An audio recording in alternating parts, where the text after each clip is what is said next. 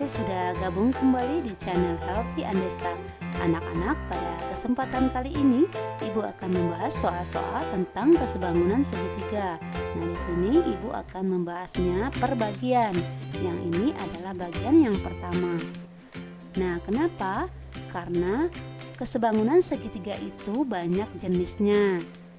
Jadi, untuk memahaminya kalian harus step by step. Nah, jenis yang pertama ini Ibu akan membahas tentang kesebangunan segitiga dalam segitiga, atau ada salah satu sisinya yang sejajar. Nah, sekarang langsung saja ya. Segitiga merupakan salah satu bentuk bangun datar. Kesebangunan pada bangun datar juga berlaku pada segitiga, yaitu syaratnya sudut-sudut yang bersesuaian sama besar. Kemudian yang kedua, sisi-sisi yang bersesuaian mempunyai perbandingan yang sama. Agar lebih paham, kalian perhatikan contoh soal berikut. Diketahui dua buah segitiga ABC dan segitiga PQR, panjang AB adalah 8 cm. Nah, kalian tulis di sini AB-nya 8 cm.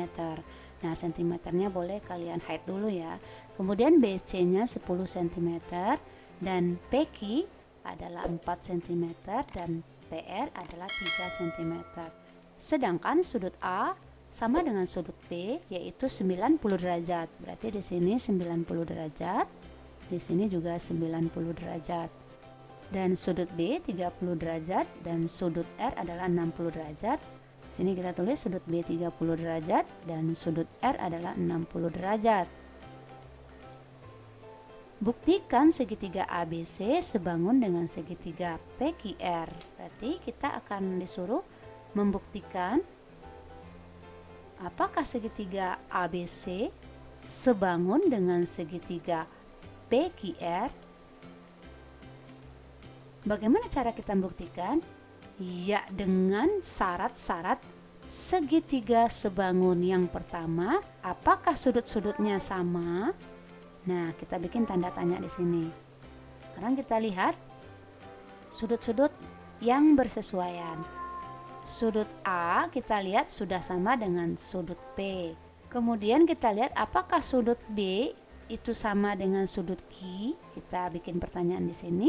Kemudian apakah sudut C sudah sama dengan sudut R? Kita bikin pertanyaan di sini. Sementara sudut C dengan sudut Q belum diketahui. Sekarang kita cari dulu.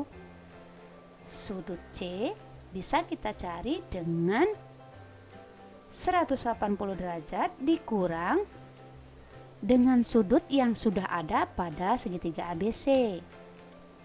Itu 30 derajat ditambah 90 derajat. Kenapa pakai 180 derajat? Karena jumlah sudut dalam segitiga adalah 180 derajat. Jadi di sini 180 derajat dikurang 120 derajat yaitu 60 derajat. Berarti sudut C-nya 60 derajat. Kemudian kita cari selanjutnya yaitu sudut Q. Nah, sudut Q pada segitiga PQR bisa kita cari dengan 180 derajat dikurang yang sudah ada yaitu 60 dengan 90. Berarti 60 derajat ditambah 90 derajat. Sekarang kita selesaikan 180 derajat dikurang 60 tambah 90 yaitu 150 derajatnya di sini. Kemudian hasilnya adalah 30 derajat. Berarti sudut Q-nya adalah 30 derajat. Ternyata sudut B sama dengan sudut Q. Berarti di sini betul. Kemudian sudut C ternyata sama dengan sudut R. Jadi sudutnya sama. Sekarang kita buktikan yang kedua. Yang kedua, apakah sisi-sisi yang bersesuaian itu memiliki perbandingan yang sama atau sebanding? Nah, sekarang kita lihat. Karena sudut-sudutnya sudah ada, kita lihat yang bersesuaian yaitu AB sebanding dengan PQ. Apakah sama dengan nanti BC sebanding dengan QR, apakah sama dengan CA sebanding dengan RP atau AC ya, atau AC sebanding dengan PR. Nah, sekarang kita lihat AB-nya sudah ada. Kita ganti di sini, AB-nya 8, PQ-nya 4. Kemudian BC-nya sudah ada 10, dengan QR-nya belum diketahui. Kemudian sebanding dengan AC belum diketahui per PR-nya sudah ada yaitu 3. Nah, pekerjaan kita cari AC dengan QR. Sekarang kita cari AC-nya. Bagaimana mencari AC? Ya betul, dengan konsep Pitagoras. Kenapa pakai konsep Pitagoras? Karena merupakan segitiga siku-siku. Siku-siku memiliki sudut 90 derajat, berlaku padanya Pitagoras. Nah, AC kita cari akar dari 10 kuadrat sisi miringnya ya, dikurang dengan 8 kuadrat, yaitu 10 kuadrat 100 dikurang 8 kuadrat 64, menjadi 100 dikurang 64 adalah 36, yaitu 6 cm. Kemudian kita cari QR. Nah, QR juga kita pakai Pitagoras. QR adalah sisi miring. Bagaimana mencari sisi miring? Berarti jumlah kuadrat sisi-sisi yang lain diakarkan. Berarti 3 kuadrat ditambah 4 kuadrat, yaitu 3 kuadrat 9, 4 kuadrat adalah 16. Adalah akar dari 25. Akar 25 adalah 5 cm. Berarti di sini adalah 5 cm. Sekarang kita ganti. Ini 8/4. Kemudian 10, QR-nya adalah 5. Kemudian AC-nya adalah 6/3. Nah, sekarang kita bagi 8 bagi 4, yaitu 2/1. Kemudian 10 bagi 5 itu sama dengan 2/1. 6/3 yaitu 2/1. Ternyata sisi-sisinya memiliki perbandingan yang sama, yaitu 2/1.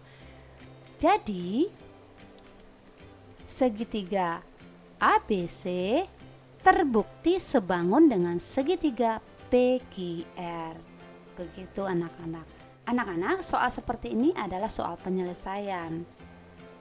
Untuk tahun ini, karena sudah berlaku AKM, bisa saja soal-soal penyelesaian ini akan keluar di AKM nantinya.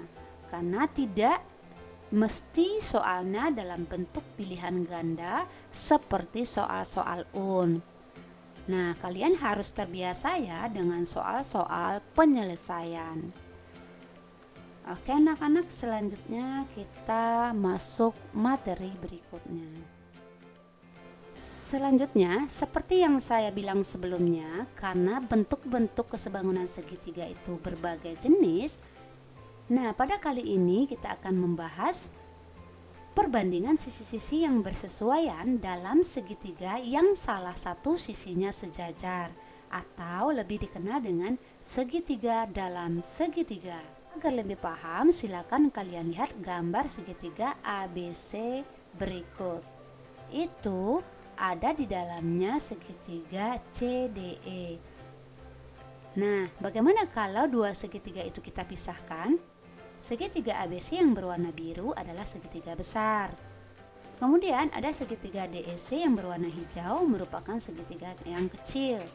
Atau sering digunakan gambar bantu seperti berikut ini untuk mengingatkan saja ya. Nah, kita akan membandingkan sisi-sisinya. Sisi segitiga yang kecil dibanding dengan sisi segitiga yang besar. Nah, pada segitiga yang kecil, sisi CD itu sebanding dengan sisi CA. Baik, kita tulis saja ya. Jadi sisi CD nanti sebanding dengan sisi CA. Kemudian sisi CE itu sebanding dengan sisi CB. Kemudian ada sisinya yang sejajar, yaitu sisi DE sejajar dengan sisi AB. Berarti DE sebanding dengan AB, seperti itu. Nah, untuk membandingkannya kalian harus konsisten. Sisi-sisi segitiga kecil yang sebagai pembilang dan sisi-sisi segitiga yang besar sebagai penyebutnya. Tidak boleh terbalik. Oke anak-anak? Nah, ketika kalian menjawab soal, kalian ingat perbandingannya ini tidak boleh dihafal, tapi dipahami. Karena ketika kalian memahami apapun soalnya, maka konsepnya akan selalu terpakai. Paham anak-anak? Iya, kita lihat contoh-contoh soalnya agar lebih paham. Kita masuk soal yang pertama. Jika diketahui segitiga PQR gambar berikut, maka nilai X adalah. Nah, ada sisi sejajar ST dan PQ, atau ada segitiga yang kecil, segitiga STR, kemudian ada segitiga yang besar PQR. Kita bandingkan sisi RS yang kecil itu sebanding dengan sisi RP, kita tulis. Kemudian sebanding dengan yang diketahui lagi, sisi ST ya sebanding dengan sisi PQ. Kita tulis ST per PQ. Kemudian kita ganti dengan angkanya. RS yaitu 4. RP-nya berapa? Iya, karena RP ini adalah keseluruhan dari RS tambah SP, yaitu 12. Jadi kalian harus tahu RP-nya itu RS ditambah SP, yaitu 4 ditambah 8, yaitu 12. Jadi kita ganti RP-nya adalah 12, bukan 8 ya anak-anak. Kemudian ST-nya adalah 2 dan PQ-nya adalah X. Sekarang kita selesaikan. X-nya sama dengan kita kali silang. 12 kali 2 bagi 4. 12 kali 2 bagi 4. Jadi sini kita pakai titik saja untuk perkalian. Jadi di sini mana yang bisa kita bagi? Iya, 12 bagi 4 adalah 3, tinggal 3 kali 2 yaitu 6 cm, seperti itu. Bagaimana anak-anak? Oke, silakan kalian pahami. Jika terlalu cepat, kalian bisa replay kembali video ini. Kemudian kita lanjut soal yang kedua. Perhatikan gambar berikut. Tentukan panjang DB. Baik anak-anak, kita cari panjang DB. Nah, kalian ingat kembali konsep yang tadi. Walaupun segitiganya itu ditidurkan atau segitiganya berdiri, itu tidak masalah. Yang penting kalian ingat perbandingan sisi-sisi segitiga yang kecil dibanding dengan sisi-sisi segitiga yang besar. Atau boleh dulu perbandingan sisi-sisi segitiga yang besar dengan sisi-sisi segitiga yang kecil. Yang penting konsisten. Berarti segitiga yang kecil ADE, segitiga yang besar adalah ABC. Oke, sekarang kita bandingkan. AD kita bandingkan dengan AB. Ya, AD tulis AB. Kemudian ada yang diketahui lagi. DE sebanding dengan BC. Nah, sekarang kita ganti. AD-nya adalah 10. Kemudian AB-nya adalah tidak diketahui, kita tulis saja. Kemudian DE-nya adalah 8 dibanding dengan BC-nya adalah 12. Bagaimana mencari AB? Iya, mencari AB berarti kita kali silang. 10 dikali 12 dibagi dengan 8. 10.12 bagi 8. Manakah yang bisa kita bagi?